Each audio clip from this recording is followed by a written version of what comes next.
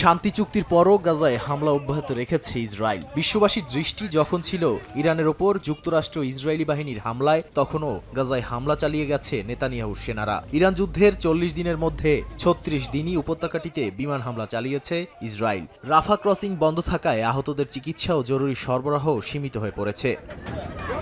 চিকিৎসার জন্য গাজার ছাড়ার অনুমতি পেয়েছেন মাত্র ৬২৫ জন। এছাড়া খাদ্য ও ওষুধ সরবরাহের জন্য ২৩,৪০০ ট্রাকের মধ্যে মাত্র ৪,৯৯৯টি ট্রাক প্রবেশ করতে পেরেছে, যা চাহিদার প্রায় ২০%। এসব সীমাবদ্ধতা গাজার মানবিক সংকট আরও বাড়িয়ে তুলেছে।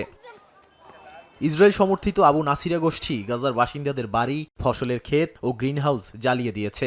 ইসরায়েলি ড্রোন ও ট্যাঙ্কের আঘাতে শিশুসহ সাধারণ মানুষ হতাহত হয়েছে। এই হামলাকে বড় হুমকি হিসেবে উল্লেখ করেছে হামাস।